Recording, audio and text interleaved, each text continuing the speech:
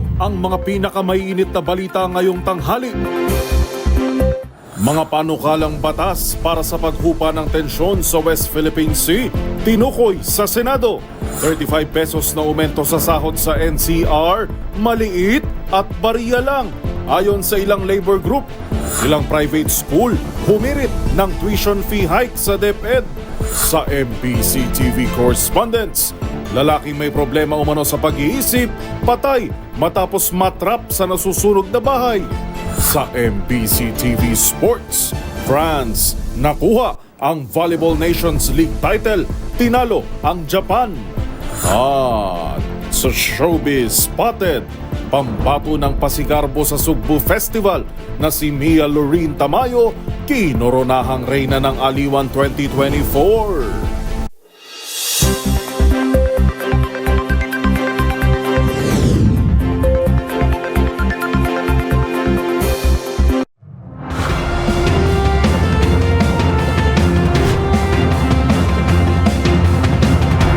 Bawat balita, makabuluhan. Bawat kwento, makapangyarihan. Boses ng Pilipino para sa Pilipino. Live mula sa MBC TV Studio. MBC TV Network News.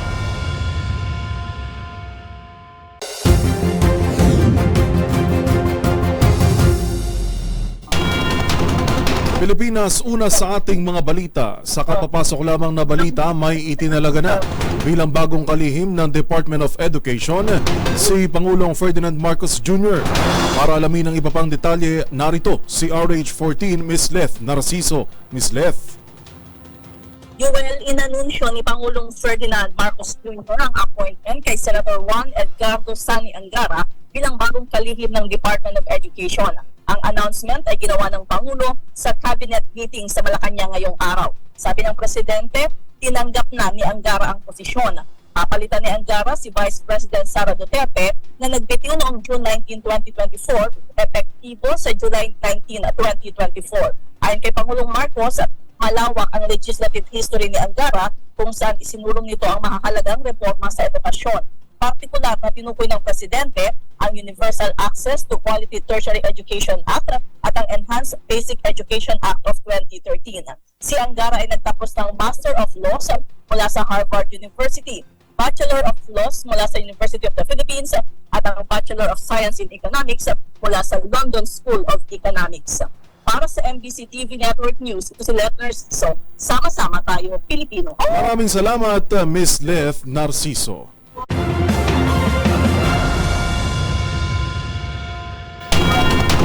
Sa iba pang balita, tinukoy sa Senado ang mga panukalang batas para sa paghupa ng tensyon sa West Philippine Sea. Ayon kay Senate President Cheese Escudero, maliban sa pagpasa ng batas tungkol sa maritime at sea lanes, makatutulong rin umano ang pagkakaroon ng mutual initiative sa pagitan ng Pilipinas at China. Ang buong detalye tutukan sa report ni Raymond Dadpaas. Mas mapalakas ang ating legal claim sa West Philippine Sea kapag maging batas ng ilang mga panukalang batas na nakabinbin sa Senado. Ito ang paniniwala ni Senate President Francis Cheese Escudero kasunod ng pagtukoy sa panukalang batas ukol sa maritime at sea lanes. Hiwalay pa ang mga panukalang batas na naglalayong mapalakas ang ating sandatahang lakas ng Pilipinas. Sa kabila nito, iminungkay ni Escudero, nadaanin ng Pilipinas at China sa pagitan ng mutual initiative ang pagresolba sa tensyon sa West Philippine Sea. Ito ay sa pangunguna ng mga pangulo ng dalawang bansa bilang mga chief architect ng kanilang foreign policy. Para naman kay Senate Minority Leader Aquilino Coco Pimentel III, dapat silang magpasa ng mga batas na makapagpahusay sa ating diplomatic skills at ganoon din ang pagdaragdag ng pondo at pagpapalakas sa ating Department of Foreign Affairs. Matatanda na matinding kinondena ng mga senador ang nangyaring karahasan sa Ayungin Shoal noong nakaraang buwan ng Hunyo. Ito ay nang sinalakay ng mga tawa ng China Coast Guard at kanilang mga milisyang mga tawa ng Philippine Navy na kabahagi sa Rotation at Resupply o RORE mission sa BRP Sierra Madre at isang tawa ng Philippine Navy ang naputulan ng daliri. Ganun pa man ay may mga naniniwala pa rin na dapat ay daanin sa diplomasya ang pagtugon sa nangyayaring tensyon sa West Philippine Sea. Para sa MBC TV Network News, ito si Raymond Dadpas, sama-sama tayo Pilipino.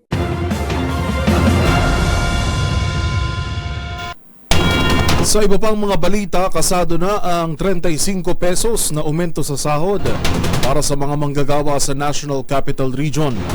Base sa desisyon ng NCR Wage Board, simula sa July 17 magiging 645 pesos na ang arawang sahod ng mga minimum wage earners.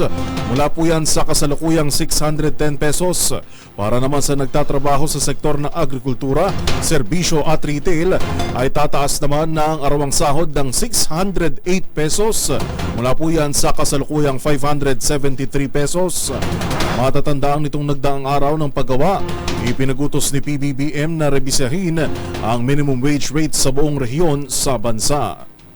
Bahagi po doon yung pangangailangan ng manggagawa. Ikalawa po yung meron pong pagtanaw din sa kapasidad ng mga negosyo na magkaloob po ng karagdagang aumento sa umiiral na sahod. Nandun din po yung pagkakataon na magkaroon ng countryside development, lalo na po sa ibang mga rehiyon outside po NCR.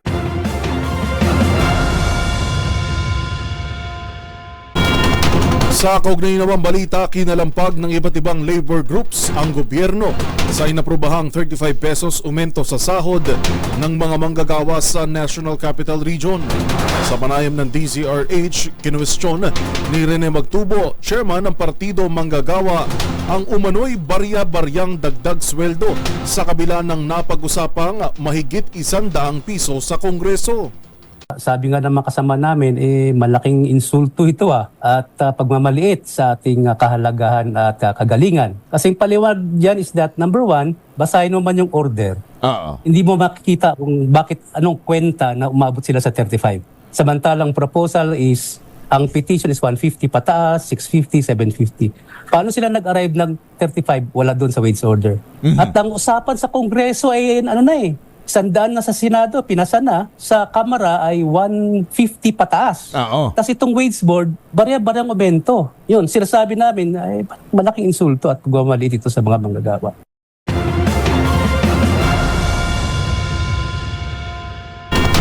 Sa iba pang mga balita, itinuro naman middleman ang isang dati at DP ng ngalan ng pulis sa pagbili ng lupa ng beauty queen at nobyo nitong Israeli sa Pampanga bago po sila idineklarang nawawala. Alamin natin ang buong detalye sa report ni Edniel Parosa. Nasasangkot ang isang dating pulis sa kaso ng pagkawala ng isang beauty queen sa Pampanga at nobyo nitong Israeli. Ayon kay Capas Police Chief Lieutenant Colonel Librado Maranang Jr., middleman lang hindi pa pinangangalan ng dating patrolman sa pagbili ng lupa ng mutya ng Pampanga candidate na si Geneva Lopez at Israeli boyfriend nitong si Chuck Cohen. Nakatalaga umano sa Angeles City ang nasabing pulis o dating pulis bago nawala sa serbisyo matapos mag-awol.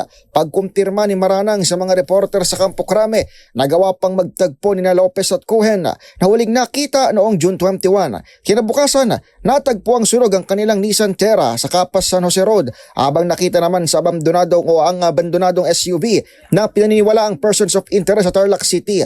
Linggo ng gabi, nakita ng Criminal Investigation and Detection Group ay 3 abandonadong sasakyang nakapark sa gilid ng isang bahay at posibleng kasama rin umano sa convoy ng mga biktima. Nakatakda itong i-turnover sa PNP Highway Patrol Group. Para sa MBC TV Network News, ito si Edniel Parosa. Sama-sama tayo, Pilipino.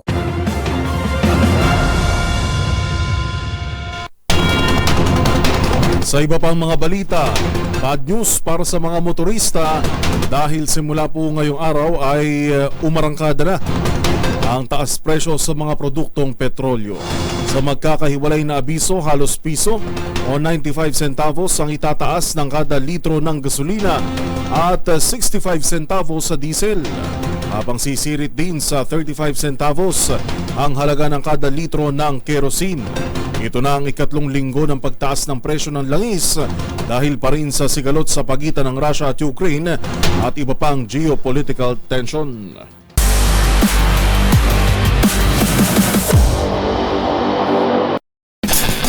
Sa mundo naman ng volleyball, matagumpay na nabawi ng National Volleyball Team ng France ang gold medal sa Volleyball Nations League. Yan ay matapos nitong patumbahin ang powerhouse Japan sa finals ng nasabing tournament. Ang buong detalye sa balitang sports na yan ay atid sa atin ni Matchpoint Mili. Maglalaro ang National Volleyball Team ng France sa harap ng kanilang home crowd sa 2024 Paris Olympics. Hindi lamang bilang mga defending Olympic champions, kundi pati na rin reigning Volleyball Nations League gold medalists. Ito ay kasunod ng kanilang matagumpay na campaign sa ika-6 na edisyon ng tournament matapos talunin ang pinakamahusay sa FIVB World Ranking na Japan with 3-1 score. Nakuha ng French ang unang set with goals 25-23, habang nakabawi naman ng Japan sa second with 18-25. Pero tuluyan ang nakuha ng France ang momentum, delivering 25-23 sa magkasunod na sets. Pinangunahan ng opposite na si John Patry ang France with 24 points at si Kevin Tilley adding 13 points. Dahil sa panalong ito, muling bumalik ang European sa tuktok ng podium ng VNL matapos unang manalo ng ginto taong 2022. Ito rin ang nag-angat sa France sa ika-4 na pwesto sa world rankings with 344 points. Samantala, kahit na natalo sa huling laban, may dahilan pa rin para magdiwang ang Japan dahil maliban sa pagbawi mula sa kanilang historic bronze medal winning campaign noong 2023, ngayon na lamang nakabalik ang Asians sa gold medal match sa isang major international tournament mula noong makuha nito ang silver sa 1977 FIVB World Cup. Para sa MBC TV Network News, ito si Mili Borja, Sama-sama Tayo, Pilipino.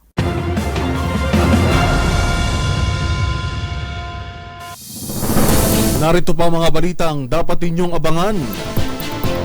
Dating Pangulong Rodrigo Duterte itinangging tatakbo silang mag-aama sa susunod na eleksyon.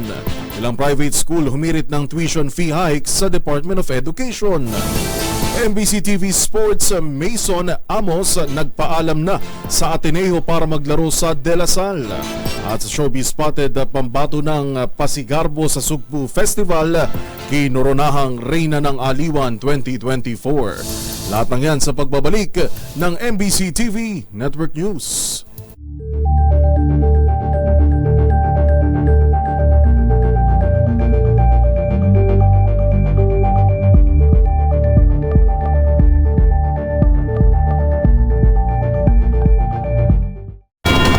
Nakipagpulong naman si Pangulong Bongbong Marcos Jr.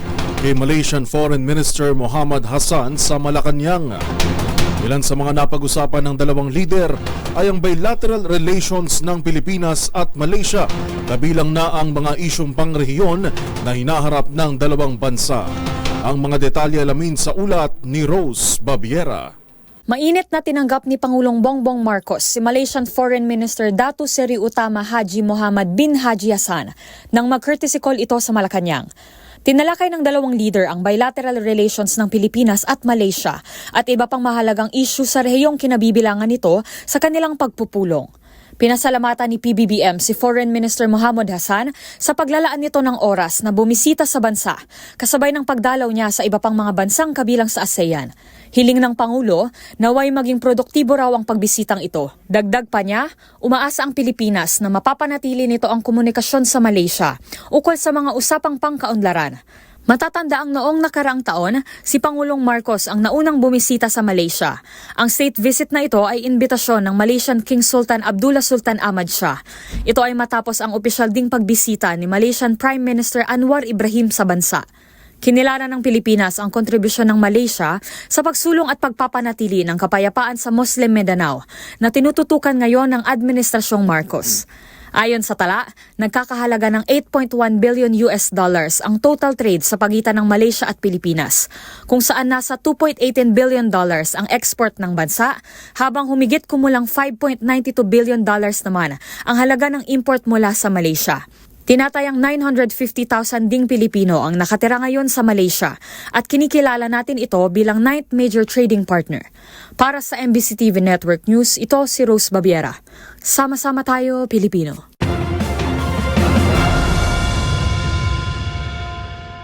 Itinanggi naman ni dating Pangulong Rodrigo Duterte ang anunsyo ng kanyang anak na si Vice President Sara Duterte na tatakbo silang mag-aama sa 2025 elections sa Senado. Sinabi ng dating Pangulo, huwag gagatin ang mga sinasabi ni VP Sara dahil nilalaro lamang nito ang mga nagtatanong. Inamin ni Duterte na laos na siya at kinumpirmang hindi na ito babalik pa sa politika lalo't wala na rin daw siyang pondo para tumakbo pa. Samantala nang tanungin sa posibleng rason ng pagbibitiw ni Sara bilang kalihim ng DepEd, wala din anya siyang alam kundi naman hindi naman siya malapit sa anak.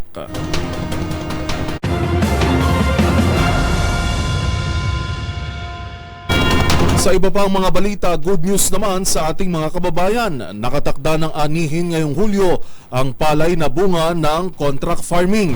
Ayon sa National Irrigation Administration, maliban sa pagtulong sa mga magsasaka, hudyat din ito para maibenta ang mga bigas sa Kadiwa stores sa ipinangakong bagsak presyong halaga na 29 pesos. Narito ang balita ni Kyle Bulyas. Magsisimula na ang anihan ng palay ngayong Hulyo sa ilalim ng Rice Contract Farming Program ng National Irrigation Administration. Sa panayam ng DZRH, sinabi ni NIA Administrator Eduardo Guillen na mag-uumpisa ito sa 3rd week ng Hulyo hanggang sa 2nd week ng Agosto. Ayon kay Guillen, nasa 20,000 ektarya ng palayan o katumbas ng 50,000 tonelada ng palay ang inaasahang maaani rito. Una po ang Region 13 and then Region 2 po ang kasunod. Maganda ho ang awa po ng Diyos, maganda po yung tubo ng ating pananim at masaya po yung ating mga magsasaka. Tiwala si Guillen na maibebenta na ang mga bigas na ito sa mga Kadiwa store sa bansa sa halagang 29 na piso kada kilo simula sa buwan ng Agosto. Una nang sinabi ng NIA na layunin ng programa na makamit ang target ng kasalukuyang administrasyon na rice sufficiency at security ng bansa, gayon din ang pagtulong sa mga magsasaka na kumita. Nasabayan po natin talaga ng gawa itong plano ng ating Pangulo at ang gusto kasi ng Presidente po natin ay hindi lamang po pababain yung presyo ng bigas, kailangan huwag may sakripisyo yung ating mga farmers, kailangan sila rin kumita. Ayun po yung paraan po niya. Para sa MBC TV Network News, ito si Kyle Bulyas. Sama-sama tayo, Pilipino.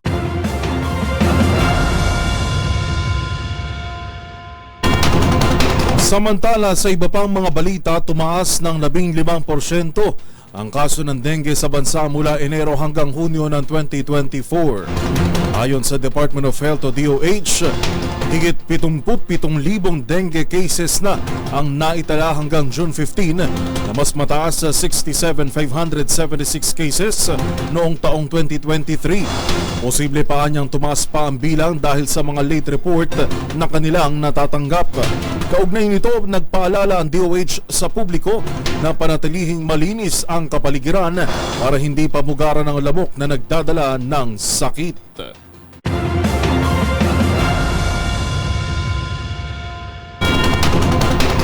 Umirit naman ng dagdag singil sa matrikula ang ilan sa mga private schools para sa susunod na taon.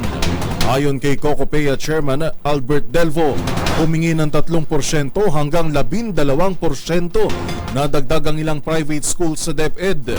Iginit ng grupo na kailangan ng magtaas ng tuition ang mga private schools para mapabuti ang serbisyo sa mga estudyante. Sinabi rin nila na ang tuition fee hike ay matagal na dapat ginawa at 70% nito ay mapupunta sa sahod ng mga guro. Nangangalap ng impormasyon ng DepEd ukol sa mga paaralan na nag-apply ng tuition fee hike, habang sinabi naman ng Commission on Higher Education na hindi pa nila tinatalakay ang usapin sa Commission on Bank.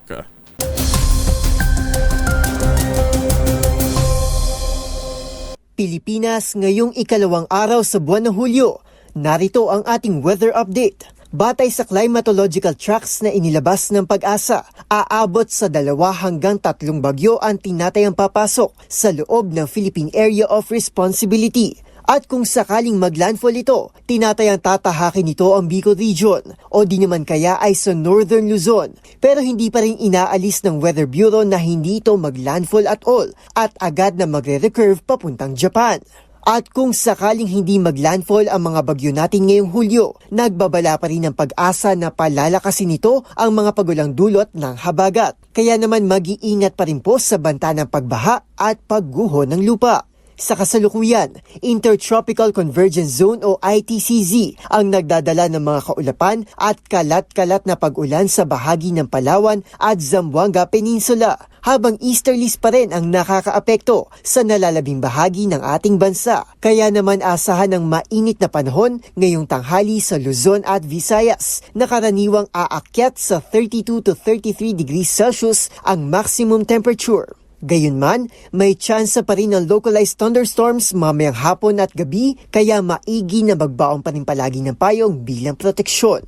Para naman sa ating 3-day weather forecast sa Luzon, tinatayang magpapatuloy ang mainit at maaliwalas na panahon, lalo't wala pa rin namamataan na anumang sama ng panahon ang pag-asa sa loob at labas ng ating PAR. Pero dito sa Metro Manila, maglalaro ang temperatura mula 25 to 34 degrees Celsius hanggang sa araw ng Biyernes. Samantala, lulubog naman ang araw mamayang 6:29 ng gabi. Para sa MBC TV Network News, ito si Arnold Herrera. Sama-sama tayo, Pilipino.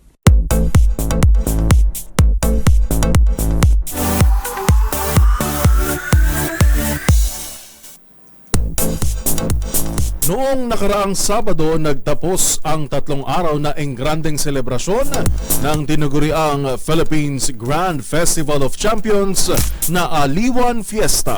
At kasabay nito, nakilala na rin natin ang bagong reyna ng Aliwan na si Mia Lorene Tamayo na pambato ng Pasigarbo sa Sugbo Festival.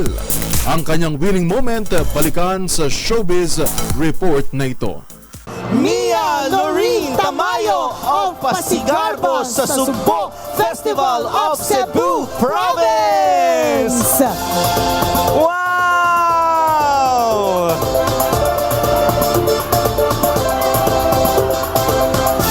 Ano yung sigaw ng mga tao sa gilid? Congratulations again, Mia Lorene Tamayo of Pasigarbo sa Sugbo Festival of Cebu Province. Ikaw ang ating Reyna ng Aliwan 2024! Ang 24 anyos sa Cebuana beauty na si Mia Lorene Tamayo ang kinoronahan bilang bagong Reyna ng Aliwan. Ang 5 feet 9 inches stunner at psychology graduate mula sa University of Cebu, nasungkit din ng Best in Swimsuit Award at kinilalang Miss of Friendship sa taong ito mula sa kanyang inirampang festival costume, swimwear at evening gown. Talagang nagningning sa Aliwan stage ang kandidatang pambato ng Pasigarbo sa Sugbo Festival. Heto nga at balikan naman natin ang kanyang winning answer sa tanong na ano ang mga nakamit mo sa buhay na tunay mong ipinagmamalaki. But one thing that I am most proud of is to be here, standing in front of you, bringing the pride of Cebu, the Pasigarbo sa Sugbo Festival, where we showcase not just our rich culture and diversity, local delicacies, beauty of our traditions, but we are here to give our province identity, where we promote unity and pride. Thank you. Nang aking eksklusibong makapanayam matapos masungkit ang corona, si Mia nagpaabot ng pasalamat sa lahat ng mga sumuporta sa kanyang journey to the Aliwan crown. Right now, if you could pinch me, oh my God! Thank you everyone. Thank you so much for all your support. Sa lahat pong sumuporta sa Cebu, di lang sa Cebu province, but also Cebu City, and of course to all the candidates, my co-sisters. Ang bagong reyna ng Aliwan, very excited na raw na. I am very excited to work with the organization, MBC Aliwan Fiesta. I am so excited to tour around the Philippines and witness all the vibrant festivals. Samantala, sina Nicole Grencio, pambato ng Sunduan Festival ng Parañaque City, Miss Lakbayo Festival Michelle Angela Ocol ng Manila, at Mariel Bogart ng Sinulog Festival Cebu City ang itinanghal bilang Reyna ng Aliwan 2024 second runners-up.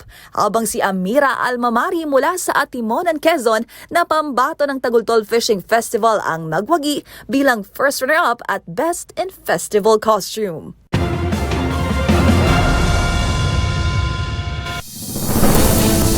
At narito pa mga balitang dapat ninyong abangan. Aliwan Fiesta 2024 naging matagumpay. Iloilo Dinagyang Festival back-to-back champions sa street dance competition. Sa MBC TV correspondents, lalaking may problema umano sa pag-iisip, patay matapos matrap sa nasusunog na bahay. Ang sospek tutukan. Sa hoy bawal yan, parusa sa snub taxi, alamin. At sa MBC TV Sports, Mason Amos nagpaalam na sa Ateneo para maglaro sa Lasal.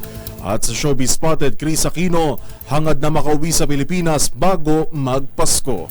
Lahat ng yan sa pagbabalik ng MBC TV Network News.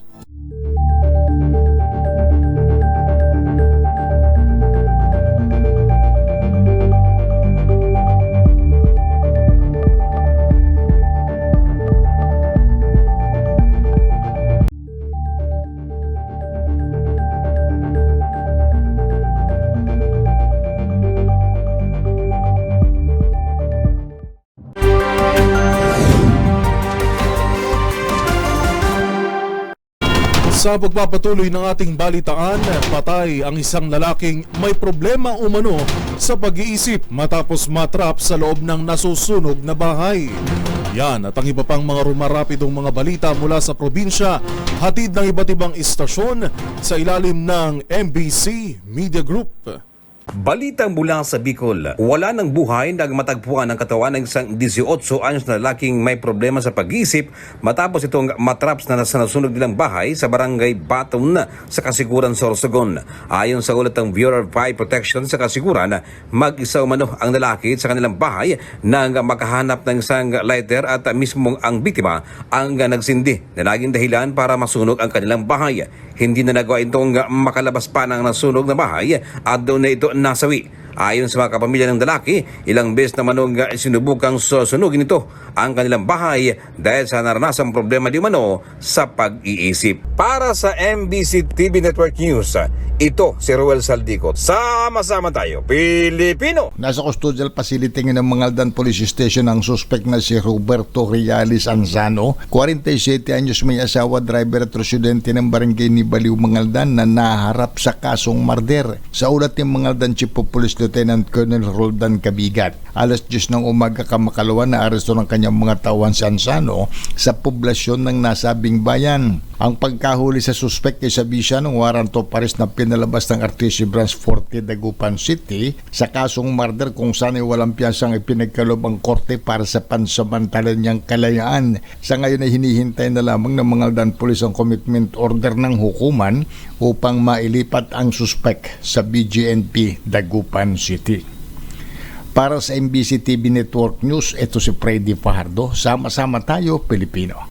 Nilinaw ng may-ari ng isang sasakyan na walang karnap na nangyari matapos nag-viral ang post sa social media na kinarnap ang sasakyang Mitsubishi Mirage G4 na may plate number na LAO 5316. Kaya personal na nagtungo sa Buhangin Police Station ang may-ari ng sasakyan para ipaliwanag. Ayon sa may-ari ng sasakyan na hindi na pinangalanan ng kapulisan na hiniram pala ng kanyang kapatid na babae na hindi nagpaalam sa kanya kaya hinala niya na kinarnap ang kanyang sasakyan. Sa nasabing insidente, muli silang hinimok ng kapulisan na huwag kaagad mag-post sa social media habang hindi pa iniimbestigahan ng kapulisan ang tunay na nangyari at bago mag-post, magpa-blatter muna sa station ng kapulisan. Para sa MBC TV Network News, ito si June Soter. Sama-sama tayo, Pilipino! Patay ang isang construction worker nang pagtatagay nito ng nakaalitan na kapwa ring construction worker dahil sa personal na away. Nangyaring insidente sa barangay Makiwalo, bayan ng Mondragon. Kinilala ang biktima na si alias Randy, 32 anyos. Samantala, ang suspect naman ay nakilala sa kanyang alias na si Naldo, 29 anyos, pawang mga residente ng naturang bayan ng Mondragon. Sa report ng PNP, bago ang pananaga, ang dalawa, itong suspect ay biktima, ay magkainuman doon sa isang bahay ng kanilang kaibigan. Ngunit sa gitna ng kanilang inuman ay bigla na lamang nagkaroon ng mainit na pagtatalo. Itong suspect ay saglit na umalis, ngunit kumuha lamang ito ng itak at sa kanyang pagbalik ay bigla nitong pinagtataga ang nasabing biktima. Dead na spot ito. Isinugod naman sa ospital ang nasabing biktima, ngunit diniklara na dead on arrival ng doktor. Agad na tumakas ang suspect ayon sa report ng PNP at nagsagawa naman ng hot pursuit operation ng kapulisan upang manakip ang nasabing suspect. Para sa MBC TV Network News, ito si Jane Galit Bantayan. Sama-sama tayo, Pilipino.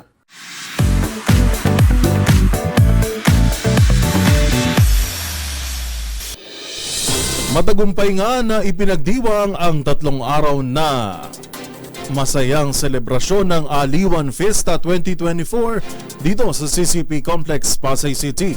At kasabay ng pagbabalik ng tinaguriang Grand Festival of Champions, nagbalik din ang Iloilo Dinagyang Festival para sungkitin ang parangal bilang back-to-back champion sa pinakainaabangang street dance competition.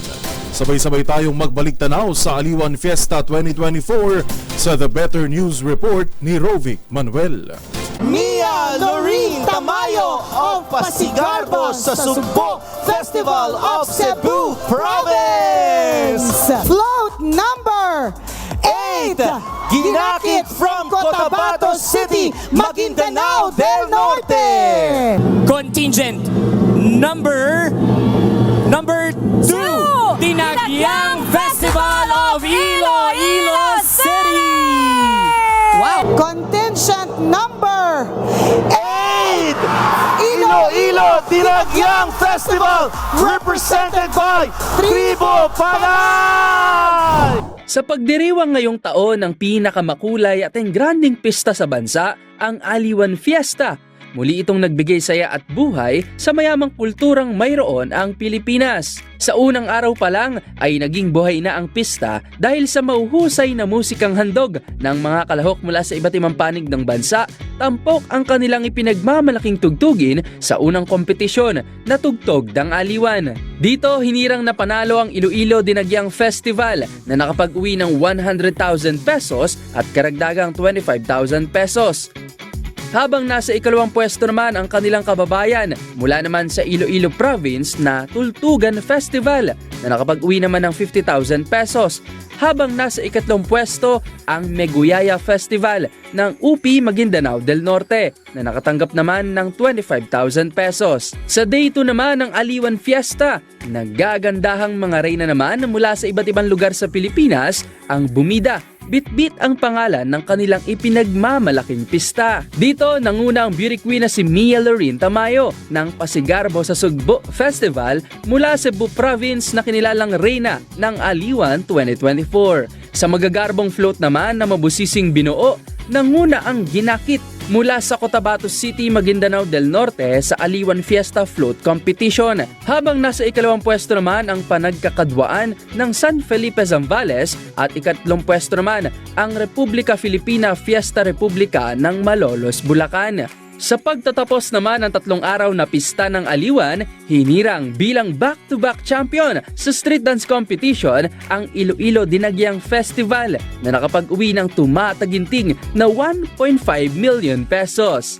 Habang wagi naman sa ikalawang pwesto ang kababayan nila mula Iloilo Province na Tultugan Festival na nakapag-uwi ng 750,000 pesos. Habang nasa ikatong pwesto ang Meguyaya Festival ng UP Maguindanao del Norte. Ika-4 sa pwesto ang Niyugyugan Festival ng Pagbilao, Quezon, habang nasa ikalimang pwesto naman ang Sinulog Festival ng Cebu City. Para sa DZRH TV, ito si Rovic Manuel, sama-sama tayo Pilipino. Hindi na bago ang reklamo mula sa mga pasahero ukol sa mga driver ng taxi na nangongontrata at pumipili na ang isasakay.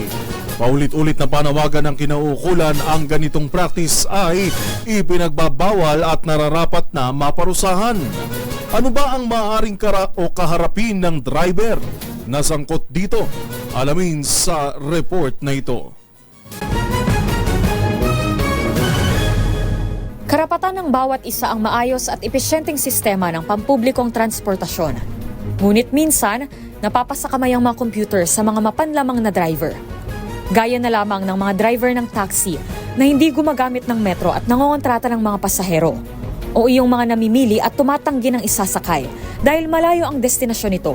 Ang Land Transportation Franchising and Regulatory Board o LTFRB ay patuloy sa pagsugpo ng mga ganitong uri ng driver o yung mga tinatawag na snub driver. Ito ay sa ilalim ng programang Anti-Isnabero Nalayong pangaralan ang mga driver na may kanya-kanyang panuntunan. Ayon sa Joint Administrative Order 2014-01, ang mga naturang driver ay dapat humarap ng kaparusahan. Ang sino mang mapatunayang gumawa nito ay maaaring pagmultahin ng 5,000 piso sa unang offense, 10,000 piso naman ang multa, at maaari ring ma-impound ang unit ng sasakyan sa loob ng 30 araw sa ikalawang offense. Habang 15,000 naman ang multa at pagbawi ng Certificate of Public Convenience o CPC ng sasakyang ibinabiyahe ang maaaring ipataw sa may sala, sa ikatlo at sa mga susunod pang offense.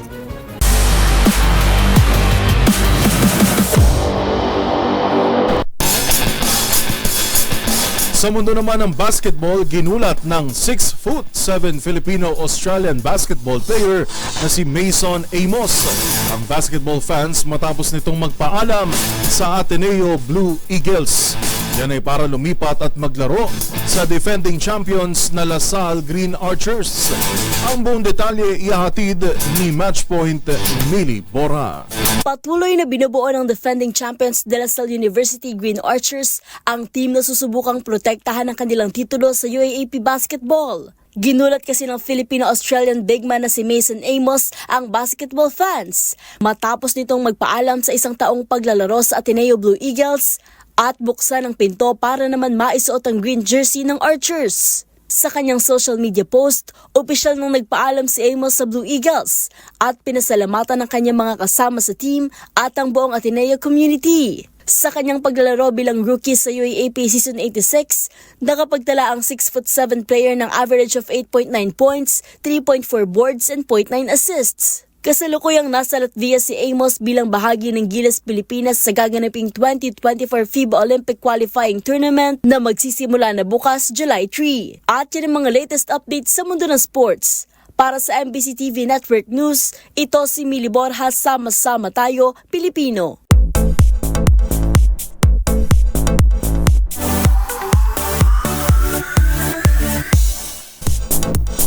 Nagbigay na ng update tungkol sa kanyang kalusugan ang Queen of All Media na si Kris Aquino. Ang aktres may plano na raw na umuwi sa Pilipinas oras na maging maganda ang resulta ng dadaanang mga pagsusuri. Mga detalye tutukan sa Showbiz Report na ito. Sa gitna ng patuloy na pakikipaglaban ni Kris Aquino sa kanyang autoimmune diseases, hangad ng aktres na makauwi na sa Pilipinas bago magpasko. Itong ibinahagi ng Queen of All Media nang bisitahin ito ng entertainment columnist at talent manager na si OG Diaz sa Orange County sa California kung saan ito naninirahan kasama ang anak na si Bimbi. Hopefully, sa last quarter ng taon bago magpasko, I'll be back in the Philippines. And it just really depends kasi may pagdadaanan ako mga test. Ayon kay Kris, isa sa mga pagsusuri na kanyang pagdadaanan ay MRI with contrast dye, bagay na umasa ito na magiging magandang resulta para pwede na raw ipagpatuloy sa bansa ang kanyang gamutan.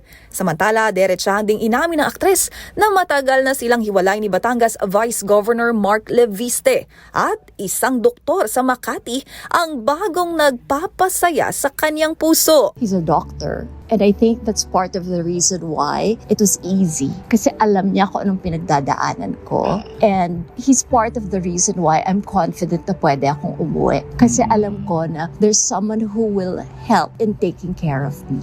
Sa ngayon, ang kanyang panganay na si Josh ay naninirahan sa Tarlac habang ang bunso namang si Bimbi ay naghahanda na para sa kanyang pagbabalik eskwela dito sa Pilipinas. Sa huli, inspirasyonan niya ni Kris ang ipinamalas na tapang ng kanyang yumaong ina na si dating Pangulong Corazon Aquino para patuloy ding lumaban sa buhay.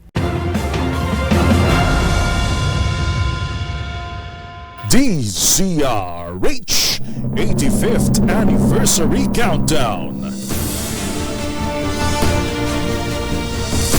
Narinig mo na ba ang malaking balita na uukit sa kasaysayan o ang tinig ng asul, pula at dilaw? Dahil malapit na ang engrandeng pagdiriwang ng DZRH, ang kauna-unahang radyo sa Pilipinas. Sa panibagong yugto nito, sama-sama nating balikan ang makasaysayang legasiya ng DZRH sa puso ng bawat pamilyang Pilipino. 13 araw na lang, maparadyo man o TV, sama-sama tayo sa 85 sa iisang adhikain, sa iisang tungkulin, Sama-sama tayo, Pilipino. Para po sa DZRH, sa ngalan ni Karen Oyong, ito si Yuel Reyes. Una sa Pilipinas, una sa Pilipino.